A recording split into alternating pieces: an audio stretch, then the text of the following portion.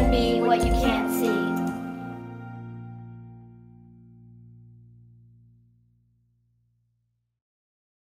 What was your biggest challenge in your career? One of the challenges in considering the role to serve as the CEO was the decision to actually give up my legal practice. I worked so long and so hard to get my legal degree and to pass the bar, and I was hesitant to give that up. Sometimes you have an idea of what your career will look like, and sometimes people think that your career trajectory is just this one straight line, straight up, and that's the furthest from the truth. You know, my career looks more like this, right? It looks like a roller coaster. And so you have to learn to be resilient and continue to move forward. Is there like a pattern here that you like to kind of break a little bit of gender norms and try not to, you know, do the stereotypical female activities? I think I like to step out, step up. I try not to let the gender barrier affect that. And maybe the playing baseball terribly is an example of, even though I may not be good at it at first, I'm willing to take that risk to do it. And I think that's so important for women to be able to kind of envision where and what you'd like to do and envision how you get there, and then not worry about the barriers that might be in front of you. After I finished at the University of Nairobi, we decided that we had enough of the East Coast and we were just going to go to Hawaii. So we were applying for jobs and setting up interviews in a place we'd never been. When we arrived, we saved enough money for our first month, last month, and 1 month security. I would never do it today, but I'm so glad that I did take that chance. How long did you live there for? I ended up living there for 10 years. Wow. Yeah.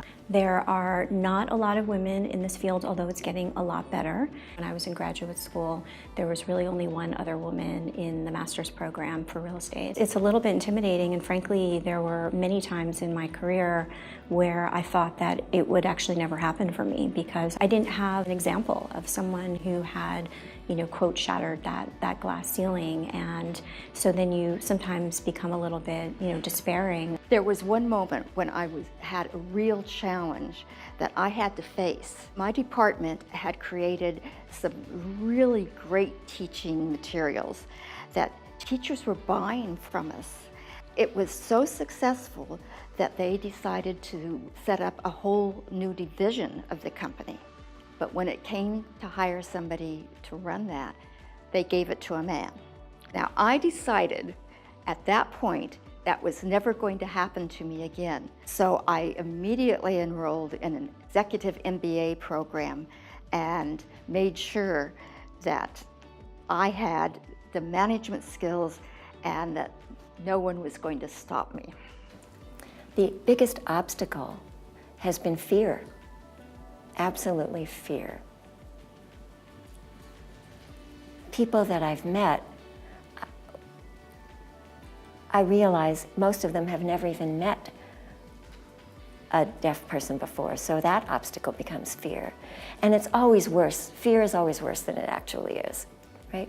People don't know much, so they're afraid of how they will appear, they're afraid of being rude, they're afraid of being offensive, so they shy away, and they're not willing to take that first step to engage. I went to college, I got a master's degree, I got an executive MBA from Pace University. One of the ones that I'm very proud of is my time at Harvard when we were in a owner-president management course. We were there for 3 weeks on the business school campus for 3 straight years, and I graduated from Harvard, something I never had dreamt I would do. Different chapters of our life can bring different opportunities, and you know, when a door closes, a window opens. And so, you know, being able to kind of take your experiences and then use them and make an impact, for me, that's been really fulfilling. How do you think that, you know, Eloise and I can help make that change that you're talking about? Well, first of all, by not being afraid. by not being scared to roll up your sleeves and get involved. Continuing to bash against whatever glass ceilings are still out there is important for all of us. I want to stress again, it's taking a risk, and when something happens that you think is going to set you back, be determined that you're going to go forward, that that's not going to stop you. Somebody once told me that anytime you try something new that's a little scary, it's 5 seconds of fear, and then it can open up a whole lifetime of success.